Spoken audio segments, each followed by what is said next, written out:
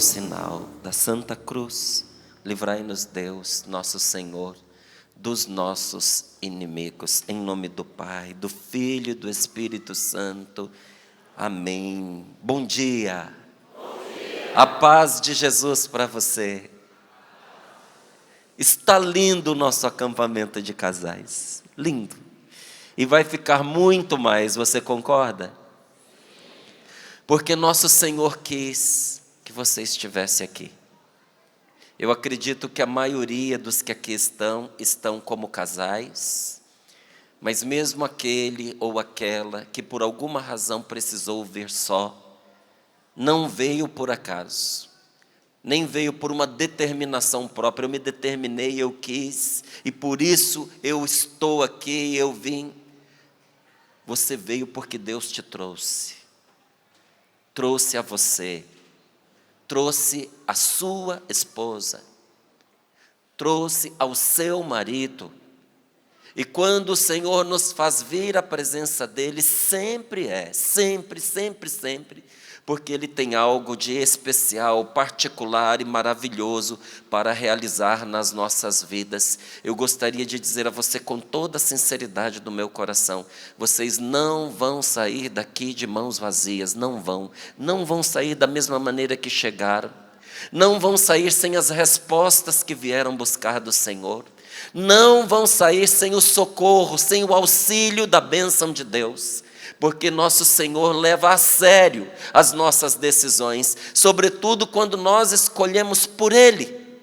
E para você ter saído da sua casa com o seu cônjuge, para estar aqui, alguns inclusive trazendo a família, trazendo os filhos, é uma maneira mais do que concreta de você dizer: meu Deus, nós te queremos na nossa vida. Senhor, nós precisamos do teu socorro. Senhor, vem auxiliar-nos com a sua graça. Verdade ou não? Verdade ou não? Então diga a Jesus: sim, Senhor, sou eu esta pessoa que estou lhe dizendo sim nesta manhã. Amém. O meu nome é Márcio Mendes, eu sou membro da comunidade de Canção Nova já há 32 anos. Então cheguei aqui novinho, né? E tenho uma estrada aqui dentro desta comunidade maior do que a que eu trilhei fora daqui. Tenho mais tempo de vida dentro desta obra do que eu vivi fora dela. Sou casado com a Rose Marie, que gostaria de estar aqui, mas está se recuperando de uma conjuntivite. Mas ela esteve muito presente em todas as coisas que foram pensadas para esse acampamento de casais, que foram pensadas para você. Desde os momentos de oração em que nós pedimos a Deus por cada um que veio participar, até o cenário como foi montado, ela também participou. A importância dos assuntos que nós iríamos tratar para cada uma das pregações. Então, tenho que lhe dizer que me faz falta ela não estar aqui agora, não é? Que eu gostaria de estar com ela ao meu lado, mas tem coisas que a gente não controla. O fórum, hoje à tarde, nós teremos um momento que também ela pensou para que não ficasse apenas nas pregações, mas que nós pudéssemos ter a oportunidade de perguntar, trazer perguntas, para que sejam respondidas dentro da realidade de cada um dos casais. Então, para ela que nos acompanha de casa, meu amor, Deus te abençoe, obrigado por toda a sua dedicação. E para nós que estamos aqui, quero pedir a você que abra a sua Bíblia no Evangelho de São Lucas, no capítulo 24, nos versículos do 13 ao 35. Evangelho de São Lucas, capítulo 24, versículos do 13 ao 35. Encontrei na sua Bíblia esta palavra que será tão importante para nós nesse dia de hoje. Evangelho de São Lucas, capítulo 24, versículos do 13 ao 35. Encontraram? Sim? Diz assim a palavra de Deus: Naquele mesmo dia, o primeiro dia da semana, 2 dos discípulos iam para um povoado chamado Emaús, a uns 10 quilômetros de Jerusalém, e conversavam sobre todas as coisas que tinham acontecido. Enquanto conversavam e discutiam, o próprio Jesus se aproximou e começou a caminhar com eles. Os seus olhos, porém, estavam como que vendados, incapazes de reconhecê-lo. Então Jesus perguntou: o que andais conversando pelo caminho? Eles pararam, com o rosto triste, e um deles, chamado Cleofas, lhe disse: és tu o único peregrino em Jerusalém que não sabe o que lá aconteceu nesses dias? Jesus perguntou: o que foi? Eles responderam: o que aconteceu com Jesus, o Nazareno, que foi um profeta poderoso em obras e palavras diante de Deus e diante de todo o povo. Os sumos sacerdotes e as nossas autoridades o entregaram para ser condenado à morte e o crucificaram. Nós esperávamos que fosse ele quem libertaria Israel. Mas com tudo isso, já faz 3 dias que todas essas coisas aconteceram. É verdade que algumas mulheres do nosso grupo nos assustaram. Elas foram de madrugada ao túmulo e não encontraram o corpo dele. Então voltaram dizendo que tinham visto anjos e que estes afirmaram que ele está vivo. Alguns dos nossos foram ao túmulo e encontraram as coisas como as mulheres tinham dito. A ele, porém, ninguém viu. Então Jesus lhes disse: como sois sem inteligência e lentos para crer em tudo que os profetas falaram. Não era necessário que o Cristo sofresse tudo isso para entrar na sua glória? E começando por Moisés e passando por todos os profetas, explicou-lhes em todas as Escrituras as passagens que se referiam a ele. Quando chegaram perto do povoado para onde iam, Jesus fez de conta que ia adiante. Eles, porém, insistiram: fica conosco, pois já é tarde, a noite vem chegando. Ele entrou para ficar com eles. Depois que sentou à mesa com eles, tomou o pão, pronunciou a bênção, partiu e deu a eles. Neste momento seus olhos se abriram e eles o reconheceram. Ele, porém, desapareceu da vista deles. Então um disse ao outro: não estava ardendo o nosso coração quando ele nos falava pelo caminho e nos explicava as Escrituras? Naquela mesma hora, levantaram-se e voltaram para Jerusalém, onde encontraram reunidos os 11 e os outros discípulos. E estes confirmaram: realmente, o Senhor ressuscitou e apareceu a Simão. Então os 2 contaram o que tinha acontecido no caminho e como o tinham reconhecido ao partir do pão. Palavra da salvação. Vamos aplaudir a palavra de Deus, mas com força, com ânimo, com coragem.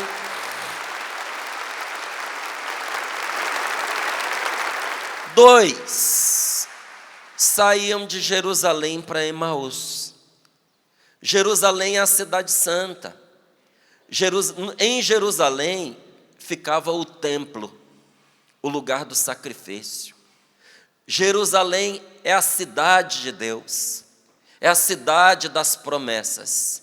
E estes 2 estavam de costas para Jerusalém, indo embora, tristes, abatidos, derrotados, desistindo. E desistindo do quê? Conta aqui que eram 2, conta que um deles se chamava como? Um deles se chamava Cleofas. E você sabe se Cleofas era casado? Era ou não? Era. A Bíblia conta que quando Jesus foi crucificado, aos pés da cruz estava São João. Quem mais estava aos pés da cruz? Quem? Nossa Senhora, Virgem Maria. Quem mais? Maria do Cleofas. A esposa do Cleofas estava aos pés da cruz, ali no momento que Jesus era crucificado. Então Cleofas era casado? Sim, Cleofas era casado. E quem é essa outra pessoa que está indo para Emaús com Cleofas, você sabe? As pessoas têm dúvidas a respeito, eu não tenho a menor dúvida. Que eu duvido que Cleofas ia embora para Emaús e ia deixar a mulher dele para trás. Cleofas e Maria, sua esposa, eram discípulos de Jesus. E eles estavam indo embora de Jerusalém porque eles tinham desistido, porque nosso Senhor tinha sido crucificado diante dos olhos deles. A Maria estava aos pés da cruz. Cleofas não teve coragem de chegar tão perto, mas ele estava lá e ele viu Jesus ser crucificado. Ele viu todos os sonhos, as esperanças deles indo por água abaixo, porque como casal, como família, eles tinham deixado tudo para seguir Jesus, tanto que eles nem estavam na cidade deles. Eles eram discípulos que andavam com Jesus, mas agora que o Senhor estava morto, não havia mais o que fazer ali. Então eles estavam desistindo daquilo que eles acreditaram. Iam pelo caminho. E tem alguns sinais que, na minha opinião, demonstram que eram os dois sim, que era o Cleofas e era a Maria. Inclusive nessa parte que diz aqui, que para mim é incontestável. Versículo 14. Como começa no 13, naquele mesmo dia, o primeiro da semana, 2 dos discípulos iam para um povoado chamado Emaús, a uns 10 quilômetros de Jerusalém. Agora versículo 14, como é que você sabe que era marido e mulher? Conversando sobre todas as coisas que tinham acontecido, e enquanto conversavam, discutiam. Provado. Eles estavam batendo boca pelo meio do caminho.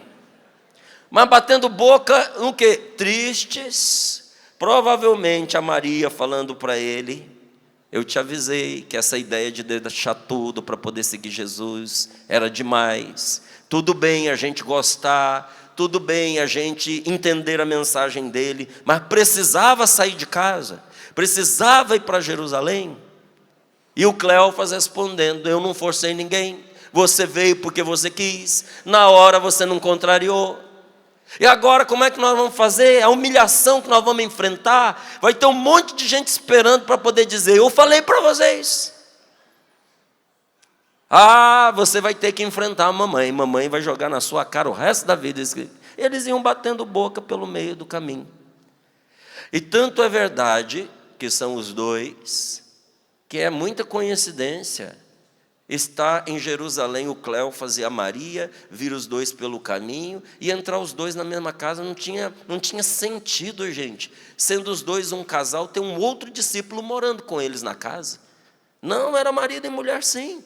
Tudo leva a crer que era um casal, Cleofas e Maria, sua esposa.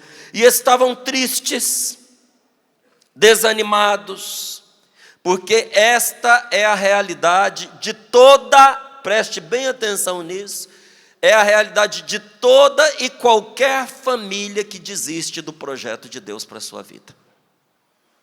Se você achar que dá para ter um sacramento do matrimônio e uma vida de casal sem ter Deus no meio dela, ou virando as costas para aquele que constituiu conosco esta união. Porque nós que somos cristãos, nós não casamos a dois, gente, nós nos casamos a três. É indispensável a presença de Deus no nosso relacionamento conjugal, tanto que para nós existe uma palavra que é a seguinte: não separe o homem o que Deus uniu. Ou seja, a cola que nos une, aquele que estabelece o vínculo entre marido e mulher é Deus. Então o nosso casamento não é a dois, é a três. E quando uma pessoa desiste, ou quando o casal desiste de ser um casal de Deus e vira as costas, como esses dois fizeram, para Jerusalém, para a cidade de Deus, para a presença de Deus, para o templo, vira as costas para a igreja, a vida deles começa uma descida, uma derrocada, e a tristeza vai tomando conta. Estavam tristes, desanimados, desistindo e discutindo pelo caminho.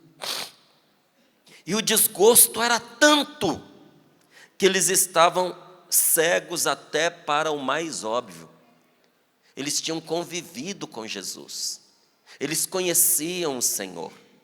A tristeza, ela cega a gente. Eles estavam tão cegos de tristeza que Jesus se uniu com eles pelo meio do caminho, e eles não foram capazes de reconhecer a presença daqueles que eles chamavam de amigo, aqueles com os quais eles já tinham sentado e comido, aqueles a quem eles seguiam. Eles foram incapazes de reconhecer, porque quando a gente está numa vida desgostosa, a gente só enxerga desgosto, a gente só enxerga tristeza, a gente só enxerga defeito. Não tem casamento que presta quando uma pessoa está tomada de tristeza, de dor, quando as suas feridas não são curadas. Por isso que essa nossa primeira pregação, ancorada na palavra de Deus, tem como tema a cura das feridas conjugais. É impossível um ser humano viver com o outro sem ferir a outra pessoa. Todos esses casais que estão aqui, dá uma olhada à sua volta, por favor, atrás de você, não é? Para aqueles que acompanham pela televisão e pelo rádio, o nosso rincão aqui está repleto, está cheio de casais. Todos esses casais que estão aqui, tem um casal sentado do lado de vocês dois? Tem? De um lado do outro também? Deixa eu te contar um segredo a respeito deles. Eles não são santinhos não, viu? Pensa em dois, que um fez o outro sofrer. Aí, ó, do seu lado. E quanto mais velhinho, com cara de vovozinho e vovozinha, pior é, que teve mais tempo para poder fazer o outro sofrer. Porque não existe casal que não se desentenda. Não existe casal saudável, normal, que marido e mulher não tenham pontos de vista diferentes em coisas importantes da vida, que tenham valores diferentes que precisam alinhar, e que sofram com a incompreensão e com as dificuldades do dia a dia. Não existe, minha gente. E quando a gente não se prepara para isso, nós corremos o risco de irmos pelo caminho nos ferindo uns aos outros, e isso causa tristeza. E quando a gente está triste dentro de um relacionamento por coisas pequenas que foram se acumulando no decorrer da vida, não é? Inclusive eu digo isso, é difícil você encontrar um casal que se separa por uma coisa grave. Em geral, os casais se separam por um monte de coisas pequenas que foram se acumulando no decorrer da vida. Até vou pegar um exemplo extremo para você compreender. Quando é uma situação única e isolada, um adultério que é gravíssimo. Quando ele é isolado de um conjunto de um relacionamento bom, de atitudes boas, que foram construídas com fidelidade, com dedicação no decorrer de uma vida inteira, e de repente, por alguma razão, por fraqueza, por um período de doença emocional, por um tempo de desentendimento entre os dois, e um comete a estupidez de entrar pelas raias do adultério, muitas vezes esse pecado, porque é um pecado, E esse erro, muitas vezes, em vez de afastar o casal, une. Porque eles percebem que se não se unirem, vão perder tudo que construíram no decorrer da vida. Por causa de um erro de um dos dois, a família deles será posta a perder. E não sofrerá somente o marido ou somente a esposa, mas sofrerão os dois e sofrerão os filhos, e uma derrocada virá atrás de uma decisão talvez precipitada, de um divórcio, de uma separação. Então, muitos casais, tendo esta consciência, numa situação grave como essa, decidem lutar. E até o relacionamento que estava na mesmice, que estava assim, sem graça, sem sentido, não é? Cada um vivendo justaposto um ao outro, sem comunhão, sem aquela amizade dos primeiros anos, sem parceria. O casamento caiu na monotonia, de repente se acende, porque eles se assustam e descobrem que sem Deus, isso é o primeiro episódio de muitos outros ruins que viriam pela frente. Mas então o que vai separando muitas vezes um casal? As pequenas e repetidas coisas que vão acontecendo no decorrer da vida. As pequenas ofensas que se repetem todos os dias. As pequenas indiferenças que se repetem todos os dias. Os descasos, a falta de comunicação, a desvalorização, a surdez para as necessidades de um e de outro. Isso vai desgastando e vai metendo tristeza dentro do relacionamento. E depois que a tristeza se instala, a gente não consegue mais enxergar as coisas boas. Nem mesmo a presença de Deus dentro do relacionamento. E não é exatamente isso que acontece quando o nosso coração está ferido? Pergunta para o seu companheiro aí do seu lado, para o casal vizinho, pergunta, é assim que acontece mesmo? Você confirma que é assim? Está certo o que ele está falando? Não é verdade que nós ficamos cegos quando a gente está tomado de tristeza? Você já viu que quando morre uma pessoa que a gente ama, um pai, uma mãe, um filho, ou até mesmo um cônjuge, quando a gente ama, que a gente não tem gosto mais para nada, a gente não enxerga nada na vida? A pessoa chama a gente para sair, a gente não quer. A pessoa chama a gente para retomar a nossa história de vida, a gente não quer. A recomeçar de uma maneira diferente, a gente não quer. A se abrir a novos relacionamentos, a gente não quer. Você fala para a pessoa de tanta coisa boa que está acontecendo, para ela é indiferente, a dor tomou conta do coração, então ela não vê. Nós não vemos quando estamos tomados de dores, porque nós não enxergamos ou porque nós não queremos mais ver. Por isso é tão importante a cura das nossas feridas emocionais. É tão importante. Sendo assim, o primeiro passo que Deus nos chama a viver nesse acampamento de oração é pedir ao Espírito Santo que nos mostre, que nos faça encontrar as razões, as causas das nossas pequenas enfermidades emocionais. Bata no seu peito e diga comigo, eu preciso pedir a Deus que me mostre as razões, as causas das minhas pequenas feridas emocionais. Por que eu digo pequenas, gente? Porque as grandes a gente sabe. Mas tem pequenas situações que vão condicionando o comportamento da gente. Um dia desses eu contava no Sorrindo para a Vida de uma situação pequena, mas que fica guardada dentro de nós e às vezes a gente não percebe que aquilo condiciona o nosso comportamento. Eu tinha ido com a minha esposa buscar o meu filho mais novo na Academia Militar das Agulhas Negras, a AMAN.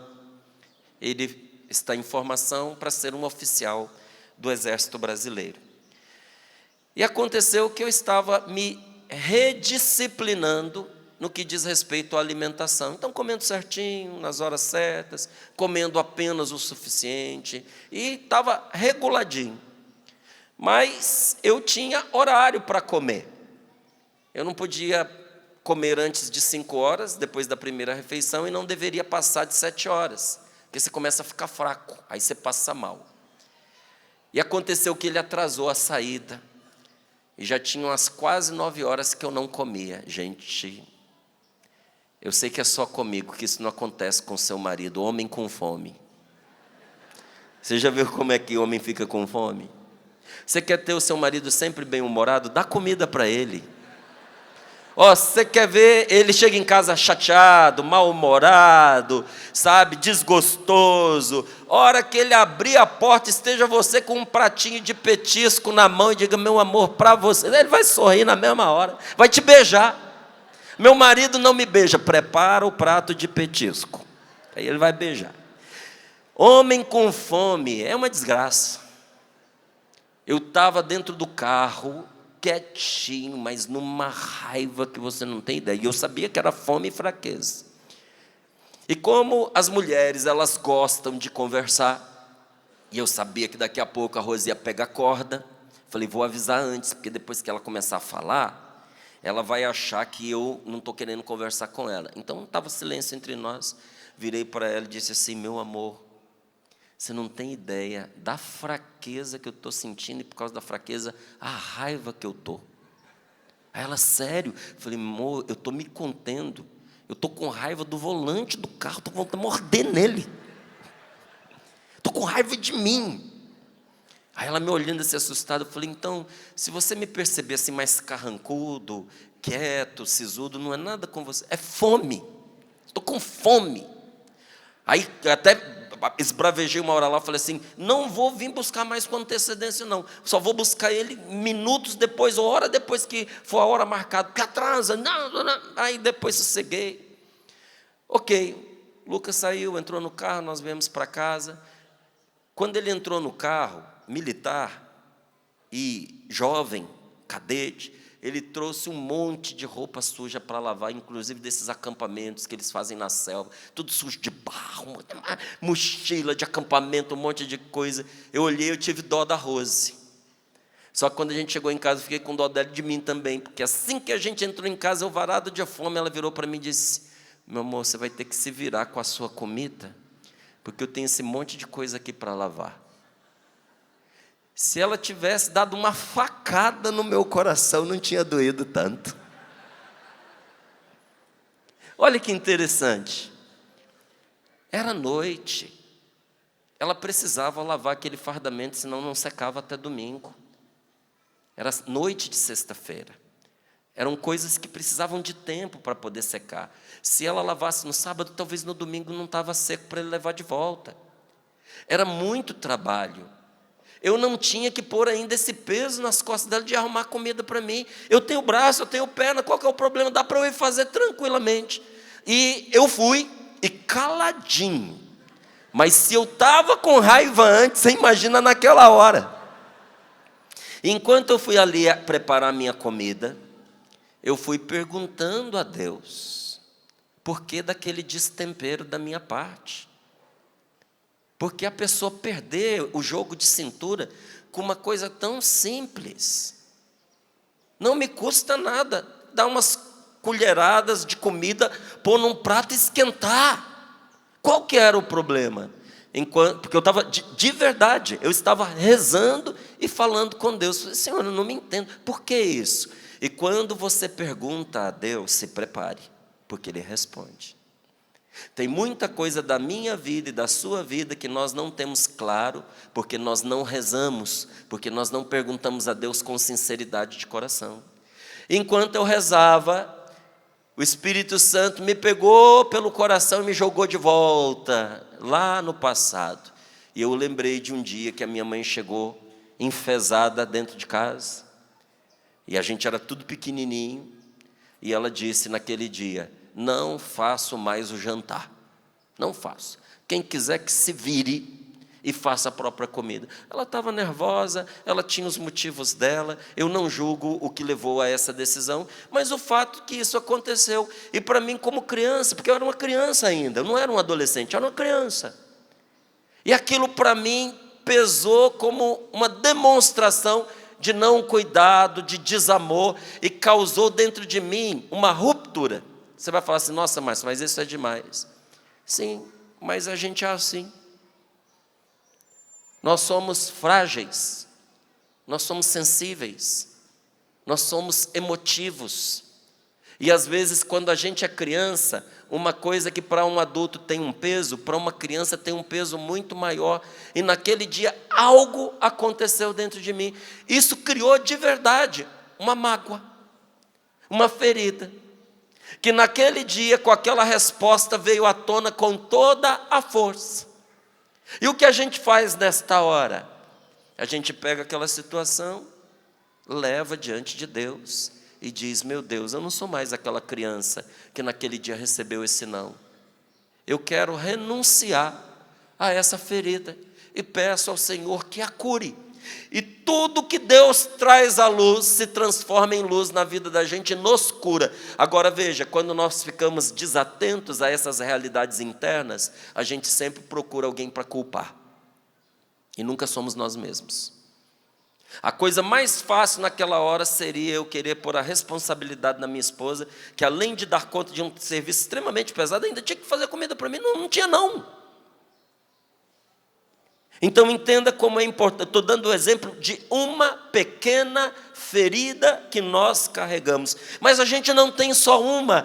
Isso não é uma realidade só minha. Essa realidade é sua também, do seu marido também, da sua esposa também. Seu cônjuge está aí do seu lado, segura na mão dele, segura na mão dela e diga: é a nossa realidade. Pode falar. Os homens digam: acontece comigo também. Diga para sua esposa. E você que é esposa, diga para ele: acontece comigo também. Por isso nós temos que pedir a Deus, gente, que nos mostre essas motivações. E quando eu digo aqui as pequenas feridas emocionais, digo pequenas porque, em geral, o que derruba uma família, em geral, o que derruba uma família nunca começa grande. Nunca. O que leva uma família à separação, o que leva uma família ao divórcio, o que leva uma família a viver, o casal viver relacionamentos paralelos, nunca começa grande. Então nós temos que reconhecer as feridas conjugais. É o primeiro passo para a cura. Muitas vezes, marido e mulher notam que está alguma coisa errada. Percebe que alguma coisa no relacionamento não está indo bem. Mas nem sempre o casal, ou um dos dois, conseguem identificar exatamente o que está causando a dor, o que está causando o isolamento de um em relação ao outro, o afastamento entre os dois. Esse distanciamento que vai acontecendo aos poucos. Então, são diversas situações que causam essas feridas, como, por exemplo, desentendimentos e brigas a toda hora. Eu não conheço nenhum homem que aguenta desentendimento e briga toda hora. O dia que você quiser que o seu marido comece a desgostar de você e a pensar em te deixar, comece a brigar com ele todo dia, toda hora, por tudo e qualquer coisa. Nenhum homem tem saco para isso. Não aguenta, é ruim demais. Mas não é só homem, não. Tem muito marido grosso, intragável, que não sabe conversar, que quer ter a razão em tudo, e se a esposa tenta conversar com ele, ele briga, e ele maltrata, e ele humilha. Não tem ninguém que aguenta isso. E essas coisas, essas discussões, essas brigas que acontecem a todo tempo, acontecem por causa de diferença de opinião, acontece por causa de valores diferentes. Dá uma olhadinha para a sua esposa. E me responda sinceramente: parece com a tua mãe? Me conta depois, porque se você... essa resposta é perigosíssima para você, dependendo de qual for. Parece com teu pai? Não parece. Porque ela não nasceu da sua família. Olha para esse homem. Você está olhando para o seu marido? Ainda que ele tenha algumas características que lembrem o que você apreciava no seu pai, diz para mim: é o teu pai que está aí? Não, não é. Você escolheu um homem, você escolheu uma mulher que veio de uma família diferente. Essas famílias não têm os mesmos valores que a sua. E aqui eu não estou dizendo que é mais ou que é menos, não. O que é importante para a sua família, de repente, não é importante para a família dela. O que é importante para a sua família, de repente, não é importante para a família dele. E não quer dizer que está errado, não. Quer dizer que são outras concepções, outra maneira de ver a vida. E outro motivo pelo qual casais brigam o tempo inteiro é expectativas frustradas. A pessoa casa esperando que o outro realize os seus sonhos e muitas vezes não realiza. Tem uma máxima que eu não canso de repetir porque ela é verdadeira. Você sabe qual é, no início do matrimônio, o principal motivo de desentendimento entre marido e mulher? Sabe? Sabe? Sim ou não? É que a mulher, ela casa com o homem esperando que ele mude. E ele não muda. E o homem casa com a mulher esperando que ela não mude. E ela muda. No outro dia do casamento, ela já é outra pessoa. Os homens aqui, verdade ou não é? No outro dia já não é outra? É outra. Você olha do lado da cama e pensa, onde foi parar a noiva que eu encontrei? Não, não é essa. As mulheres mudam, gente. Porque para a mulher é fácil mudar. Até a natureza da mulher é diferente do homem. O homem é linear, a mulher ela é cíclica. O corpo da mulher muda o mês inteiro. Obedece a um ciclo. O homem não. Você já viu o WhatsApp, emoji, aquelas carinhas que manda com as emoções? Para a mulher tem 1000 carinhas, para o homem tem 2. A gente manda sempre as mesmas. Porque falta de criatividade não é o que expressa a gente. Ou tá sério, ou tá feliz, nosso feliz é assim. Tá de boa, entende?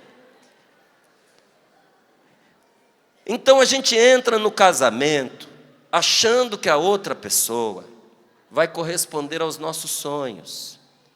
A gente casa com um sonho e não com a pessoa.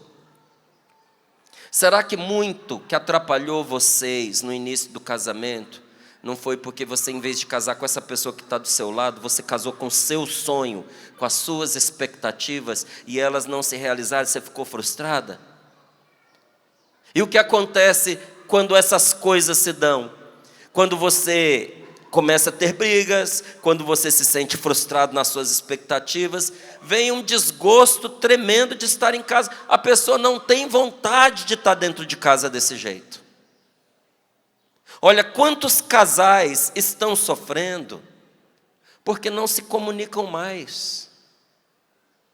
É triste demais isso, sabe? Olha, toda família tem, toda é demais. Mas as famílias que eu conheço, sempre tem alguém dentro daquela casa que você está conversando com a pessoa e ela está no celular. Você está falando com ela e ela está dizendo para você, espera aí só um pouquinho. Você tem que dizer para a pessoa, a hora que você olhar para mim eu te falo. Ou você tem que parar a sua frase na metade para ela se tocar, que você não vai continuar enquanto ela estiver no celular. Para daí ela tomar um choque, virar para desculpa e põe do lado. A gente tem tempo para tudo, mas não temos tempo mais para as pessoas da nossa casa, da nossa família. Quantos casais não estão mais se comunicando porque não tem tempo um para o outro? Outros não se comunicam. A esposa não se comunica com o marido não se comunica com a esposa porque tem medo de falar o que pensa. Tem medo de falar o que sente. Eu e a Rose, nós fizemos uma live essa semana que passou. E olha, muitas reclamações de maridos e de esposas dizendo, eu não posso falar nada porque senão dá briga. Esposa dizendo, meu marido não fala, meu marido não se expressa, não é? Meu marido não diz o que pensa. E aí tinha marido que respondia, se a gente falar o que pensa da briga, eu quero paz. Eu quero sossego, eu pago o preço que for para eu ter paz dentro de casa. A pessoa não fala, não é porque ela não queira, não é porque ela não tem opinião, porque está cansada de não ser escutada. Isso com marido e isso com mulher. Tem esposa que não consegue conversar com o seu marido, porque ele se magoa, ele fica chateado, e aí a situação entre eles que não era boa, acaba se tornando pior. E tem gente que não é só questão de não querer, tem gente que não sabe mesmo se comunicar, nunca soube. Tem gente que não aprendeu isso dentro de casa. Talvez o seu marido seja desse tipo, talvez a sua esposa seja desse tipo. Na família deles, eles não eram muito de falar, então a pessoa não aprendeu. E daí, quando não há comunicação, aí vem os mal-entendidos, vem o isolamento, e vão se desconectando, marido e mulher, um do outro. Tem que retomar a comunicação entre vocês dois. Nunca é tarde demais. E a gente não pode dar por suposto que a gente sabe conversar, porque às vezes a gente não sabe. A gente pensa que conversar é só falar. Não é, gente. Conversar é, sobretudo, escutar. Temos que aprender de novo a arte de escutar quem está com a gente. Tem filhos que estão dando problema dentro de casa porque não são escutados. Escutar custa. Custa tempo, atenção, dedicação. Como eu disse para você, eu tenho filhos, né? Falei de um, mas eu tenho 2 filhos, o Rafael e o Lucas. E eu sempre entendi que, como pai, eles são uma prioridade na minha vida. Não são exclusividade, mas são uma prioridade na minha vida. E atendendo a muitos casais, como vocês que estão aqui, no decorrer de toda a minha vida de evangelização, eu sempre atendi as pessoas. Desde os meus 14 anos de idade, eu atendo casais. 14 anos? Sim. Porque quando a pessoa não tem com quem conversar, ela conversa até com um poste. Então, com um menino de 14 também conversa. E eu ia ouvindo as coisas que aconteciam nas famílias, e eu fui aprendendo com o erro dos outros. Então, eu me poupei a muitos erros por causa da escola que eu fiz de escuta. E uma das coisas que eu aprendi é que a melhor hora para a gente escutar alguém é quando a pessoa quer falar. Não é quando a gente quer ouvir. É quando a outra pessoa quer falar. Então, vou dar um exemplo. O meu filho mais novo, ele é bastante comunicativo, mas dos 2, ele era o mais reservado para falar. Então, às vezes a gente puxava alguma coisa, ele falava um pouquinho, parava. Mas quando ele resolvia conversar, principalmente comigo, eram umas 2 ou 3 horas de conversa. Isso não aconteceu nenhuma nem 2 vezes. Eu terminava os meus trabalhos aqui na Canção Nova, chegava em casa, que é aqui pertinho. Eu sabia que se eu fosse me sentar, relaxar, tomar uma aguinha, eu ia esmorecer. Então eu já colocava a minha roupa de treino para eu ir para a academia, porque se eu amolecesse naquele dia eu não ia. Então era imediato, chegava, colocava a roupa, ia lá preparar uma água, às vezes alguma bebida para eu tomar durante o treino. E enquanto eu estava ali preparando, era a hora também que ele se aliviava das atividades, das tarefas escolares que ele tinha que fazer. E eu estava lá no filtro, enchendo lá a minha bebida, quando ele estacionava do lado e começava. Então, pai. Quando ele dizia, então, pai, eu já desligava a água, eu já puxava uma cadeira, e ali eram 2, 3, 4 horas de conversa, ao ponto da minha esposa entrar em desespero e dormir, que ela não conseguia mais esperar, porque a conversa durava. E eu vou lhe dizer, pagava esse preço com a maior alegria, porque quantas coisas maravilhosas eu escutei nesse momento de conversas, que alguns pais nunca escutarão na sua vida, porque não tiveram tempo para os seus filhos. E o que não tem para os filhos, não tem para o cônjuge também não. Nós temos que aprender a escutar. Nessa conversa com seu filho, quanto que você falava, Márcio? Eu sou falador, gente, eu gosto de conversar. Mas ali era momento de eu escutar. Eu escutava 3, 4 horas. E isso eu ensinei para os meus filhos. Porque lá em casa, o time dos homens é maior do que o das mulheres. São 3 contra 1. Lá a gente ganha. E tinha dia, não é? Eu sei que isso acontece só com a Rose, não acontece com as outras mulheres que estão aqui. Tinha dia que a Rose acordava mais nervosa, mais agitada. E às vezes ela dizia alguma coisa que os meninos não gostavam. E homem reage como homem. Arranja os dentes, cerra os punhos. Quando ele pensava em dizer alguma coisa, eu só olhava e dizia... Tss. Ele fazia assim, pô pai, qual é a da mãe? Falei, ela é mulher. Tem um jeito diferente de sentir. Tem um jeito diferente de pensar. Mas ela está errada. Eu falei, não fala isso alto. Eu falava para ele, sua mãe pode estar até errada. Mas mesmo errada, ela quer o seu bem. O que você perde por escutar? Vão cair suas orelhas? Você vai ficar lesado por ouvir a sua mãe? Não vai. Escuta calado. Não fala nada. E se você realmente acha que ela está errada, num outro momento, quando ela estiver calma, você vai lá e conversa com ela e diz aquilo que você não gostou. Mas agora é hora de você ouvir. Nós precisamos ouvir. E a gente não ensina o que a gente não sabe. Se eu pude dizer isso para o meu filho, é porque eu faço assim. E porque eu faço assim, eu digo para você, a minha casa é uma maravilha de se estar. Como eu gosto de estar com a minha esposa. Porque a gente se escuta, e se escutando a gente se entende, e se entendendo a gente é próximo, ao ponto de que um faz falta para o outro. Em momentos pequenos como esse, que a gente fica distante, faz falta, porque a gente não quer estar longe, porque o coração está sempre perto. E olha, gente, tem ferida que nasceu das traições. Quem está falando de cura das feridas? Tem ferida que nasceu das infidelidades, que são consequência de insatisfações acumuladas, são consequência da falta de intimidade entre os dois, de feridas do passado não curadas.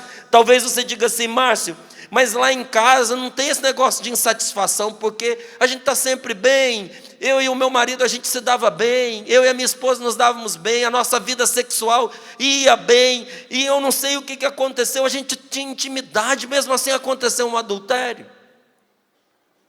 Porque tem um outro quesito que a gente ignora. A cura das feridas do passado.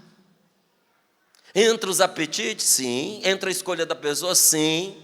Tem gente que é sem vergonha? Tem sim.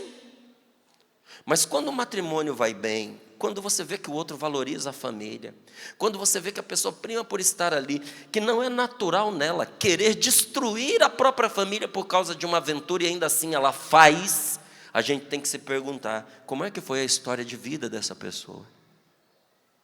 Os pais dele, os pais dela, os avós dele, as avós dela, dele. O que foi que essa pessoa recebeu como experiência familiar? Como é que foi a infância desta pessoa? Porque tem muita gente que entrou num profundo desequilíbrio sexual por causa do que aconteceu com a pessoa na sua infância. E esse desequilíbrio às vezes é para mais e às vezes é para menos. Tem gente que cai na promiscuidade e tem gente que cai na impotência sexual e na frigidez. Então tem esses destemperos também que nós não podemos ignorar. A quantidade de mulheres que sofreram abuso na sua infância e que isso contamina a sua relação íntima com seu marido. Às vezes tem nojo de uma relação íntima, evita a relação, não tem gosto nela. Por que, meu Deus do céu? Você está vendo como a busca dessas motivações e a cura dessas situações são importantes? Por vezes acontece que uma traição e uma infidelidade cai sobre um casamento como uma bomba que vai arrebentando com a confiança, vai causando dores profundas, o que dificulta muito a reconstruir o relacionamento. Uma infidelidade é um golpe terrível no matrimônio, gente. Mas ainda assim, nós temos que entender que a graça de Deus é maior. E que mesmo uma dor tão profunda como essa é possível de ser superada. Tem gente que se ama, mas está por um fio de se separar, por causa de situações como essa, mas também por causa de estresse, por causa de discussões sobre dinheiro, por causa de insegurança no relacionamento, devido a problemas financeiros, e isso sem falar nos casamentos que são afetados pelo estresse, pela depressão, pela ansiedade. E Jesus nos ensina na sua palavra a trazer todas essas situações à luz de Deus. O que eu devo fazer com esse conjunto de coisas? Trazer essas situações à luz de Deus.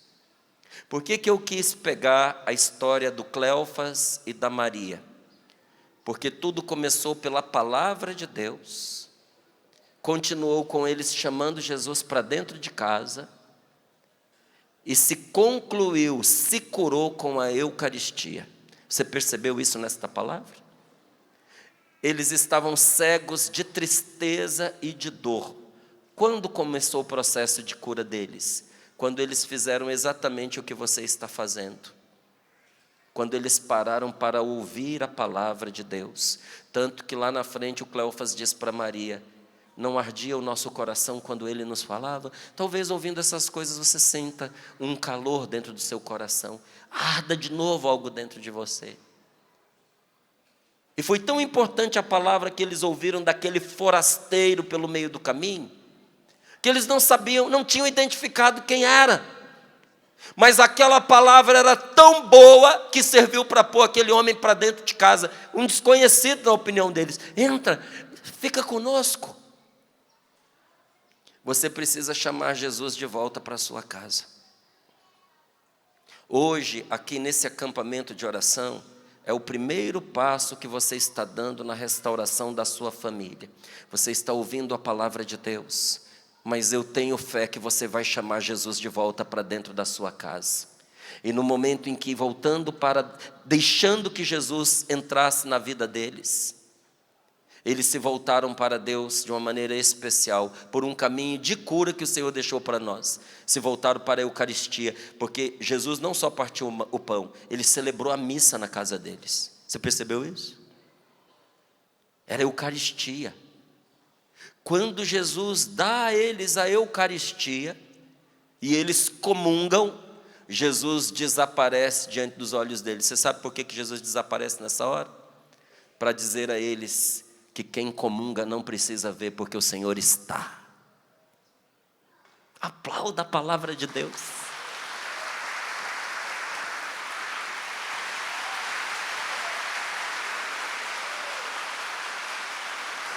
Quem comunga não precisa ver, porque tem Jesus consigo. E no momento em que eles receberam a Eucaristia, os olhos deles se abriram e eles reconheceram. Foi na hora que comungaram que eles reconheceram. O coração da gente não estava ardendo quando ele falava conosco. E naquela hora eles se levantam e saem às pressas. Você sabe por quê? São os sintomas de uma pessoa que ressuscitou. Quem está morto e volta à vida, abre os olhos, se levanta e vai. Foi o que aconteceu com eles. Abriram seus olhos, está escrito assim: os seus olhos se abriram e eles o reconheceram, se levantaram e foram às pressas de volta para Jerusalém. Nosso Senhor tomou a decisão de ressuscitar a sua família, e se ela já está bem, ficará ainda melhor pela graça de Deus, porque o Senhor tem cura para nós, que passa por ouvir e dar fé à palavra de Deus. Então não pense você que veio aqui, que quem vai subir aqui nesse palco, que é temporário, não é? Nós ocupamos esse palco na hora do ofício do pregador, mas depois o meu lugar é aí junto com vocês.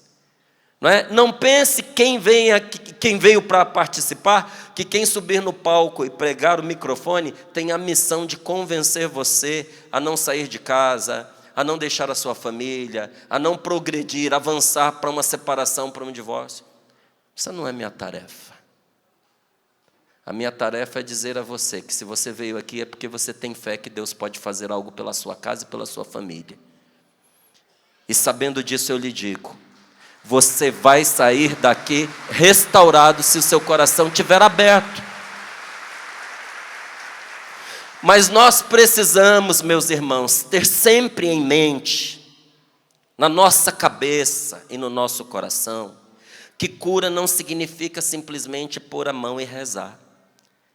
Porque nos meios carismáticos, os quais eu frequento e do qual eu faço parte, nós temos o hábito, feliz hábito, com muitos frutos, um hábito que brota da ordem de nosso Senhor Jesus Cristo, de impor as mãos sobre os enfermos e orar por eles. Nós temos esse hábito. Mas a cura, nós que vivemos esta realidade, também sabemos que a cura não se dá simplesmente por a gente pôr a mão e rezar. É preciso fazer o que Jesus fez. Você quer curar seu coração? Você quer curar a sua família? Você precisa fazer o que Jesus fez. Ou seja, após nós descobrirmos as causas desses ferimentos, dessas feridas emocionais, nós precisamos remover o bloqueio que impede que a cura aconteça. Tem muita gente que não encontra a cura do seu coração, apesar das orações, porque não removeu o bloqueio. Eu quero perdoar, Márcio, eu peço a Deus a graça de perdoar, mas eu não consigo, parece que Deus não está me ouvindo. Essa mágoa não sai de mim, essa coisa não sai da minha cabeça, essa lembrança sempre volta. Eu não consigo esquecer as palavras que ela me falou, eu não consigo esquecer a maneira como ele me agrediu, eu não consigo tirar da minha mente essa traição que ele fez comigo, que ela fez comigo, é humilhante demais, eu não casei para isso, eu quero continuar, mas eu não dou conta, eu até me decidi, eu me determinei, mas eu não tenho forças. Tem um bloqueio, tem que tirar o bloqueio. Como? Eu preciso, é uma necessidade, não é um favor. É uma necessidade. Eu preciso me reconciliar com o meu cônjuge, perdoar e pedir perdão, se eu quiser a minha cura. Vou contar para você um episódio, porque ele aconteceu há muitos anos, não tem como identificar a pessoa. Se eles ouvirem, é claro que eles reconhecem a própria história. Mas eu fui pregar um retiro num lugar, e estava lá sempre eu e a minha esposa, era um encontro de casais. E a gente vai vendo os casais chegando, era um número menor de pessoas do que nós somos aqui. E é muito interessante, porque as pessoas são muito transparentes, gente. Você sabe direitinho quem está de mal e quem está de bem no encontro de casais. Você já deu uma olhada na sua avó? Dá uma olhadinha na sua avó. Os homens são mais... Aquela palavra de Jesus serve para nós homens, sem inteligência e lerdos para compreender. Mas uma mulher, quando ela entra num cenário, ela já sabe quem está de bem, quem está de mal, quem não está falando com quem, sabe tudo, não é? E a gente vendo lá os casais chegando, eu já fui me educando para isso, dava para perceber as pessoas que estavam bem e quem não estava. Quem foi para se reconciliar e quem foi para poder dar um passo a mais na intimidade que tem com Deus e como casal. Eu estava no meio da pregação, quando um jovem senhor, mais fortinho, mais gordinho, levantou e foi correndo atrás da minha esposa, que saiu da sala. Eu estava pregando, a Rose estava lá, sentadinha, participando. A Rose levantou e saiu, e ele deu uma carreira atrás dela. Eu falei, o que esse homem vai fazer? Eu já estava terminando a pregação, aí eu terminei mesmo, aí eu já rezei, não é? E um pouquinho, e fui rapidinho. Quando eu saí da sala, ele estava lá conversando, assim, agitado com a minha esposa. A hora que eu colei do lado, ele olhou para mim e disse assim, você foi rápido, mas eu fui mais. eu vim aqui para perguntar para a sua esposa, fazer umas perguntas para ela, para ver se o que você estava falando lá na frente era verdade ou era mentira. Porque se ela mentisse, eu ia saber. Aí eu olhei para ele e falei, e aí? Ele falou, até agora você está ganhando. E eu sempre levo essas coisas numa boa, na brincadeira. E ele se sentiu à vontade para contar o que aconteceu, e nisso a mulher dele chegou também. Ele falou, há 10 anos atrás, eu traí a minha esposa com a vizinha na frente do nosso apartamento. Ela já vinha me cortejando, e eu a ela durante um tempo, mas nunca passou disso. Mas a minha mulher percebeu e eu não notei. Uma dica aqui para os homens, parêntese. As mulheres sempre notam. Tá certo? Sua mulher pode não saber o que você está fazendo de errado, mas ela sabe que você está fazendo alguma coisa de errado, e ela vai descobrir. E a dele descobriu. E descobriu justamente no dia em que ele resolveu consumar aquele relacionamento de traição. Foi a primeira vez que ele teve um relacionamento sexual com a vizinha, e a esposa descobriu. Agora ela fez uma coisa que aí a palavra de Jesus agora vira para ela, sem inteligência e lerda para compreender o que isso traria para ela. Ela seguiu os dois até o motel, não atrapalhou, descobriu o quarto em que eles estavam e sentou embaixo da janela e ficou ouvindo tudo o que estava acontecendo lá dentro. Você tem ideia do rombo que isso causou dentro dela? Você tem ideia de como ela tornou difícil a cura dessa ferida e a continuidade desse casamento? Quando eles terminaram o encontro sexual, ela estava lá esperando por eles, e aí foi o começo de uma vida de tormentos. E esse homem, ele dizia para mim, eu nunca tinha feito isso antes, eu nunca fiz depois, eu era jovem, eu fui me encantando com aquela mulher, e me encantando comigo mesmo por ter feito aquela mulher gostar de mim. E quando eu vi, eu estava partindo para uma relação sexual, que jamais eu faria isso nos dias de hoje. Porque naquela relação íntima estava a destruição do meu casamento, Márcio. Eu me arrependi. Dei à minha esposa a liberdade de escolher se a gente continuava juntos ou se eu deveria sair de casa, e ela decidiu que a gente deveria continuar. Mas há 10 anos ela me castiga. Há 10 anos ela não me perdoa. Há 10 anos ela me joga isso na cara todas as vezes, todos os dias, todos os momentos. Há 10 anos ela adotou um modo de vida que prejudica o nosso relacionamento. Por exemplo, nós dois trabalhamos. Tudo que eu produzo de dinheiro é para mim, é para ela, é para as crianças, é as despesas da casa. E o dinheiro dela é só dela. Eu tenho que dar satisfação de tudo que eu faço. Ela não tem que me dar satisfação de nada, porque ela está me punindo até hoje pelo que aconteceu. Ele disse, até hoje eu aguentei. Mas agora eu não aguento mais. Eu pedi para nós virmos a esse retiro, porque esse retiro para mim é decisivo. Se isso não mudar, aí ele olhou para ela e disse, eu sempre te amei, e continuo te amando, e vou continuar a te amar, mas não mais ao seu lado. Ou a gente muda a maneira da gente viver, ou eu tenho que te confessar que as minhas forças acabaram. Aí eu olhei para a mulher e ela disse, é tudo do jeitinho que ele falou, está certo, é isso mesmo. Então eles tiveram a oportunidade de conversar entre si, de acertarem os ponteiros e de saírem de lá determinados a tentar de uma forma diferente. Porque sem retirar esse bloqueio da falta de perdão, esse relacionamento nunca iria se curar. Somente então, quando nós retiramos esse obstáculo, é que é possível rezar por uma verdadeira cura, meus queridos. Nunca antes disso. E olha, toda recusa em perdoar, todo desejo de vingança impedem o Senhor de agir na vida da gente. Então, não é questão de dificuldade, porque ninguém tem facilidade de perdoar feridas, não. A pessoa machuca você, não é uma coisa espontânea, natural a gente dizer: ah, você me pisou, você me humilhou, você tirou minha boa fama, você me expôs para todo mundo, mas eu sou uma pessoa demasiado generosa, considere-se já perdoado, para mim perdoar é fácil. Aqui, ó, isso não existe. Perdoar custa, e custa muito, não custa pouco não. Só que é uma necessidade minha e sua. Toda recusa em perdoar, todo desejo de vingança vai impedir a Deus de curar a sua família, de curar o seu coração e de restaurar o matrimônio de vocês.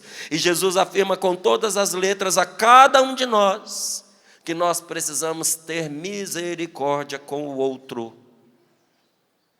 Nós não devemos julgar as pessoas, nem condenar as pessoas, nós devemos perdoá-las.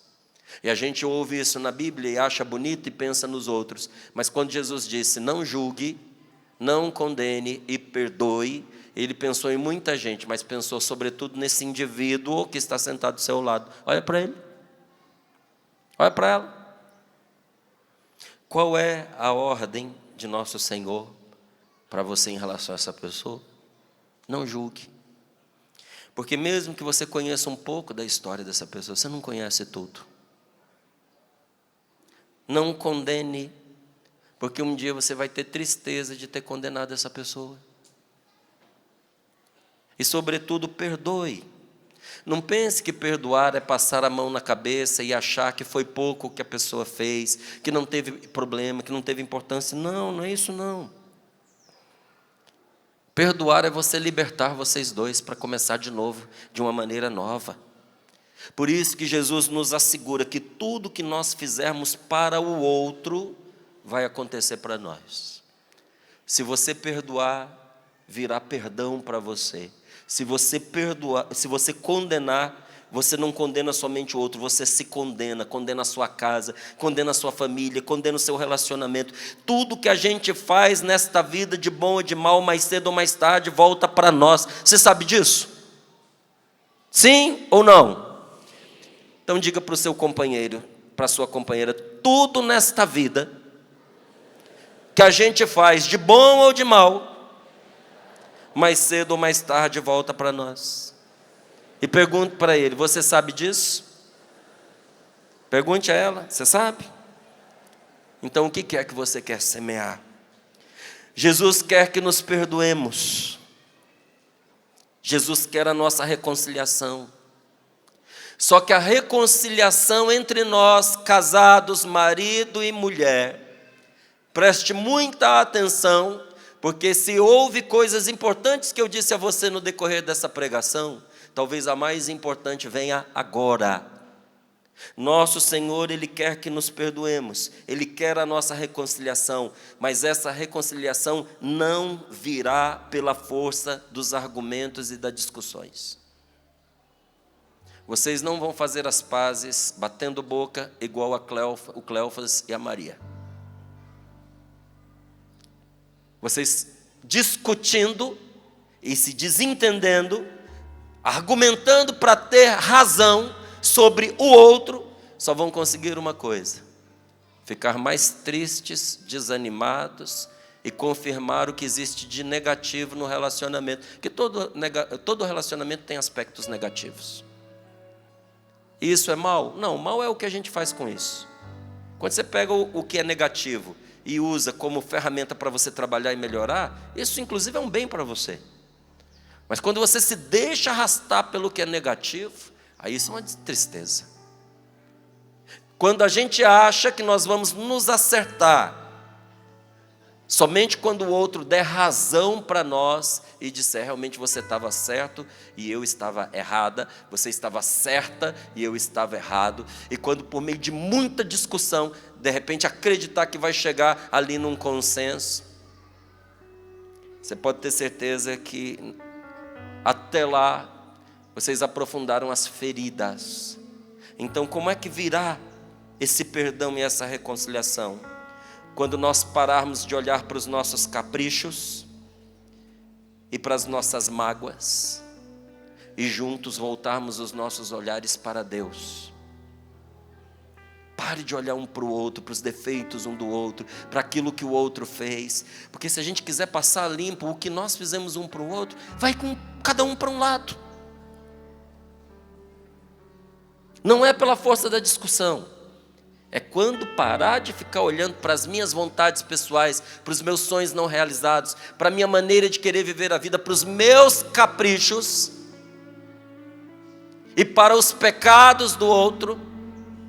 Parar de olhar para essas coisas, parar de olhar para as minhas feridas, para as mágoas, para as coisas que eu sofri nessa vida de casado, e junto, marido e mulher, mulher e marido, juntos olharem para Deus, voltar os olhos para Deus, porque pela graça de Deus, sim, nós poderemos amar com o coração de Jesus, porque tem momentos da vida da gente, que aquele simples amor conjugal não dá conta, gente. Nós precisamos da graça de Deus para amar o outro com o coração de Jesus. E quando você permite que Deus entre na sua casa, quando você o convida para a sua mesa, quando você volta para a Eucaristia, porque se você está afastado e você pode voltar, você precisa e deve voltar para a Eucaristia, que vai curar o seu coração. Quando nós fazemos isso, aí nós vamos conseguir amar até mesmo aqueles que nós havíamos começado a achar desprezíveis, que nós não mais amaríamos. Você consegue amar mesmo depois de estar convencido que nunca mais você conseguiria amar essa pessoa ao seu lado como um dia você amou. Realmente, como um dia você amou, não. Vai conseguir amar mais, amar melhor. Muitos de nós que estamos nesse encontro, e esse é o motivo pelo qual a gente está aqui, nós estamos igualzinho aos discípulos de Emaús, que iam tristes, cabisbaixos pelo caminho, incapazes de reconhecer a presença de Deus. Mas quando Jesus os iluminou com a palavra de Deus, os olhos deles se abriram. E realmente, gente, a gente olha para as famílias hoje em dia, olhamos para a nossa própria família, e nós andamos tão feridos que nós não conseguimos mais reconhecer a presença de Jesus, nem mesmo na nossa casa, na nossa esposa, no nosso marido, nos nossos filhos, nos nossos irmãos. Mas se nós mantivermos os nossos olhos fixos no Senhor, Ele vai nos curar e nos transformar. Ele vai curar aos poucos as feridas que nos impedem de vê-lo no nosso matrimônio, na nossa família, no nosso cônjuge e sobretudo naqueles que sofrem. Porque antes de mais nada, é nessa pessoa que se encontra humilhada, porque errou, perdida porque se vê ameaçada, sem rumo na sua vida, triste. É justamente naqueles que estão mais doentes, às vezes carregando uma depressão de muitos anos, e que está tornando o casamento tão pesado. É justamente naqueles que estão desconsolados, abandonados, que Jesus quer ser reconhecido. Segura a mão da sua esposa, do seu marido. Olha para ela, olha para ele. Nós precisamos parar de mirar as pessoas, gente, de fixar os nossos olhos nos pecados delas. Porque se você olhar para os erros desse homem, você vai se decepcionar. Se você olhar para as dificuldades, para as deficiências, para as fraquezas, para os pecados desta mulher, você não vai conseguir ter amor por ela.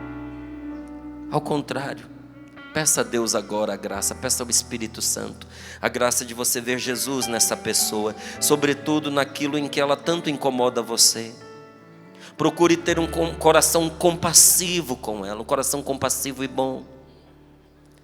Jesus quer que nós aprendamos com Ele a ser meigos e humildes. É tudo que nós precisamos aprender ao longo da nossa vida. Vá ficando de pé, para a gente rezar um pouquinho. É só na medida em que nós perdoamos que Jesus vai poder intervir e manifestar o seu amor, curando o nosso coração e o nosso relacionamento. Se você puder, se você aceita, se você quiser, traz o seu marido, a sua esposa para juntinho de você, abraça. Abraça mesmo, e fica abraçado. E reze com ele, reze com ela agora, a Deus. Faça desta a sua oração. Senhor, nós estamos aqui porque nós precisamos que esta palavra se cumpra na nossa vida. E nós queremos e precisamos ser curados, Senhor. Por isso, Pai amado, eu lhe agradeço por seu Filho Jesus, que morreu na cruz não somente pelos meus pecados, mas também para me libertar e me curar dos meus medos. E eu lhe agradeço, Senhor Jesus, porque o Senhor é o mesmo ontem, hoje e sempre, e porque o Senhor me quer sadio, sarado, curado, no espírito, na alma e também no meu corpo. Senhor Jesus, eu peço para o Senhor reviver comigo cada segundo da minha vida nesse encontro. Pede a Deus agora, cura-me, Senhor, devolve-me a saúde do corpo, da alma, da mente. Senhor, liberta a minha casa, liberta a minha família. Volta, Senhor Jesus, a minha terceira, minha quarta geração de ancestrais e quebre todos os laços genéticos nocivos na minha família. Fale com Jesus agora. Senhor, tu sabias tudo sobre a minha vida, mesmo antes de eu ter nascido. Obrigado por, Senhor, estar presente quando a minha vida começou. Se o medo ou se outra qualquer força do mal me foi transmitida enquanto eu estava dentro da minha mãe, me liberta agora, Jesus, de todo medo, de toda a insegurança, de toda a força maligna que de alguma maneira me atingiu quando eu ainda estava dentro da barriga da minha mãe. Obrigado, Senhor Jesus, por ter estado lá quando eu nasci, por o Senhor ter me amado. Alguns vieram a este mundo sem ser amados, sem serem desejados, e sentiram essa rejeição. Senhor Jesus, encha cada um com seu amor precioso desde o princípio da vida deles. Eu te peço agora, Senhor, agradeça a Jesus pela sua mãe, por meio da qual Ele trouxe você a esse mundo. Para aqueles que não tiveram o amor de mãe, Senhor, nós te pedimos, preencha esse vazio e dê-lhes o amor que não tiveram. Peça a Jesus para ficar entre você e a sua mãe agora e deixar fluir o seu amor divino entre vocês. Diga a Ele: Senhor, eu peço perdão à minha mãe por todas as vezes que eu a magoei, que eu a decepcionei, e eu a perdoo por todas as vezes que ela me ofendeu e me decepcionou. Agradeça a Jesus pelo seu Pai, porque muitas feridas nascem do nosso relacionamento com o nosso pai, com a nossa mãe. Agradeça pelo seu Pai. Para aqueles que não sentiram o amor de um pai terreno, nós te pedimos, Senhor, deles o amor que precisavam, mas que não tiveram, que não receberam. E fique, Jesus, entre mim e o meu Pai. Eu te peço que o seu amor divino conserte todo o mau relacionamento que existe entre nós. Reza pelo seu marido, pelo relacionamento dele com o pai. Reze pela sua esposa, por todo o vazio que ficou no coração dela do relacionamento com o pai.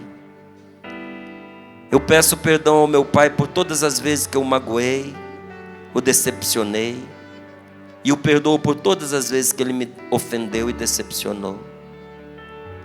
E capricha nesse abraço agora. E agradeça a Deus pelo seu casamento.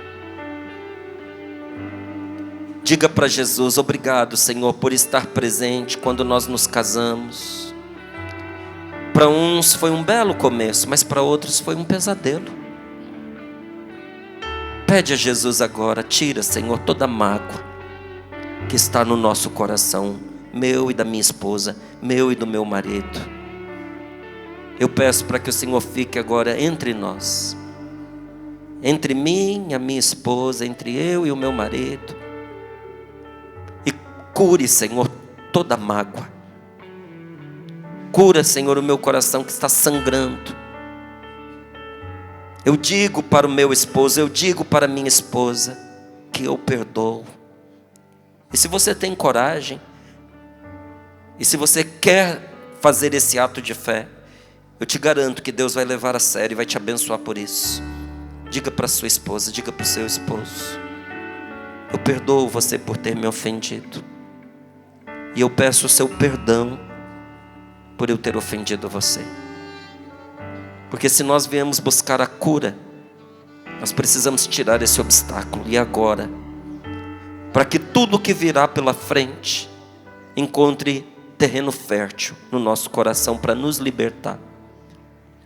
Diga para ela, diga para ele: eu acredito na nossa família. É por isso que eu estou aqui, mesmo ferida, mesmo ferido, mesmo com dor, mesmo com lágrimas, mesmo dizendo que eu não gostaria de estar aqui. Eu estou aqui porque eu acredito. Eu te peço perdão e eu te perdoo. Senhor Jesus, através do seu divino amor, eu lhe agradeço, porque o Senhor está reparando todos os mal entendidos. E o Senhor está curando agora essas lembranças dolorosas para aqueles que estão dando este passo de perdoar. Senhor, obrigado. Agradeça pelos filhos de vocês. Vocês já agradeceram alguma vez pelos filhos? Juntos, os dois. Façam isso agora, juntos. Senhor, obrigado pelos nossos filhos. Tire, Senhor, qualquer sentimento de fracasso ou de culpa como pai, como mãe, que eu possa ter. Quando eu os puni de maneira precipitada, indevida, demasiado, quando eu fui muito possessiva, muito possessivo com o meu amor, quando palavras foram ditas para criticar ou com raiva, e eu peço que o Senhor cure agora qualquer mágoa que eu lhes possa ter causado. Eu peço perdão dos meus filhos, e eu os perdoo também por terem me magoado. Digo obrigado, meu Deus, por tantas graças que o Senhor nos está concedendo e ainda irá nos conceder. Sela esse momento de oração nesse abraço e num beijo sincero. Esse beijo é uma promessa. A promessa de viver esse encontro no melhor que você vai poder. Olha nos olhos da sua esposa, olha nos olhos do seu marido, segura as mãos e diga: eu vou viver esse encontro o melhor que eu posso. Porque eu sei que tem muita coisa boa entre nós, que Deus vai aprofundar. E o que não foi bom até agora, há de ser. Há de ser. Diga: eu te agradeço por ter vindo ouvir a palavra de Deus comigo. E eu quero fazer com você, igual o Cleófas e a Maria fizeram. Eu quero junto com você convidar Jesus para a nossa casa. Juntos, com as palavras de vocês, falem com Jesus agora e peça para Ele entrar na casa de vocês, porque Ele não vai recusar esse convite. Ele entrará com tudo que Ele é, Salvador e Libertador. Ele vai trazer a paz que foi perdida. Ele vai livrar de toda a opressão diabólica. Ele vai restaurar o que foi quebrado, rompido. Mas sobretudo o Senhor vai cultivar o amor no meio de vocês. Até os filhos de vocês vão sentir. Vai se refletir na saúde deles, na inteligência deles, no casamento deles. Vai trazer a verdadeira prosperidade para a vida deles, que não se traduz apenas em dinheiro. Então convide Jesus a entrar na sua casa agora e diga: entra, Jesus, na minha casa. Eu e a minha esposa te convidamos, Senhor. É o que nós queremos.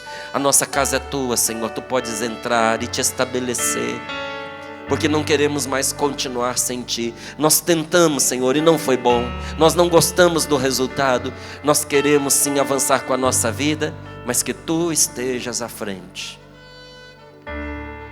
E diga para Jesus que você quer com a sua esposa voltar à Eucaristia. Diga para Jesus que você e o seu marido querem voltar a comungar,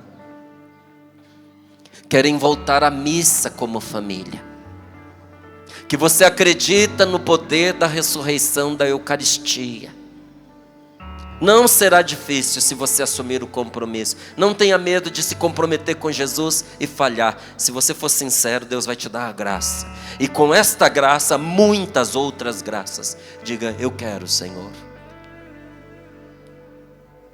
Erguendo as nossas mãos, agradeçamos ao Senhor. Muito obrigado, Senhor, nós te louvamos.